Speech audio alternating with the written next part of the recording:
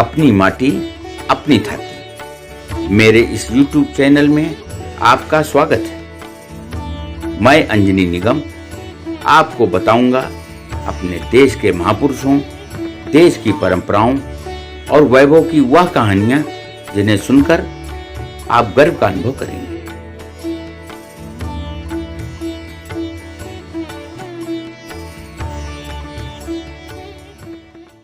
बीजापुर की सड़कों पर एक 10 वर्ष का बालक अपने पिता के साथ मुगल सुल्तान के यहाँ जा रहा था।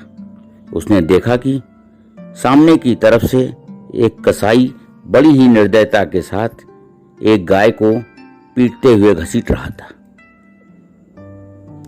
गाय सहायता के लिए चिल्ला रही थी, पर कोई भी कुछ नहीं बोल रहा था। हाँ, सड़क किनारे खड़े सभी लोग समझ रहे थे कि यह क्रूर कसाई गाय को काटने के लिए जा रहा है। न जाने क्यों अपने पिता के साथ जा रहे उस बालक को लगा कि गाय उसी के से सहायता मांग रही है।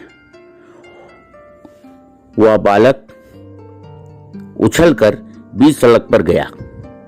बालक की आंखें क्रोध से लाल हो रही थी। बालक ने बिना किसी भय के अपनी छोटी सी कटार से कसाई का वह हाथ ही काट दिया जिससे वह गाय को घसीट रहा था। गाय आजाद हो गई और चली गई। इस छोटे से बालक के इस साहस और गौ भक्ति को देखकर लोग आश्चर्यचकित रह गए। यह बालक ही आगे चलकर छत्रपति शिवाजी महाराज के नाम से विख्यात हुआ और हिंदवी साम्राज्य की नींव रखी।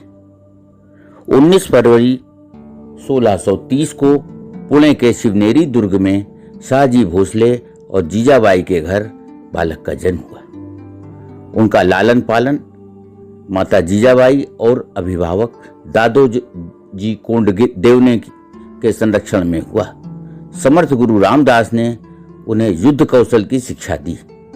कम उम्र में ही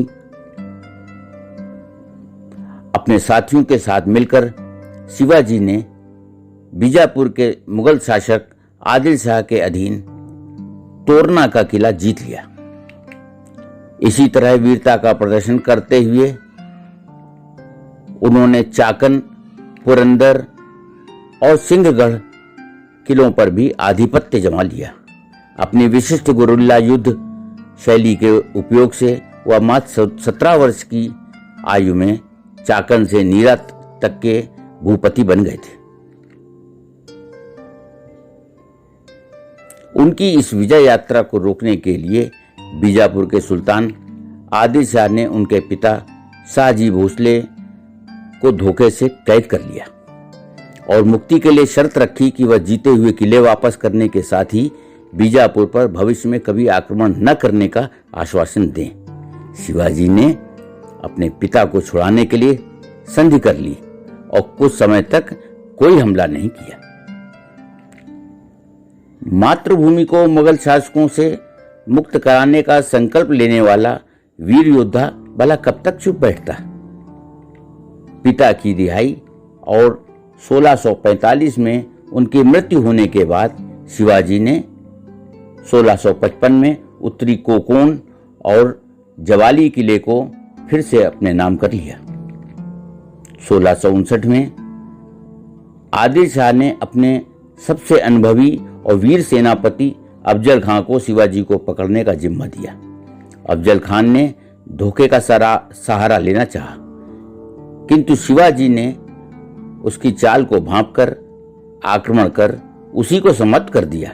इसके बाद शिवाजी ने अपने बहादुर साथियों के साथ सीधे आदिल शाह पर हमला कर दिया और उसे मारकर बीजापुर का किला अपने नाम कर लिया।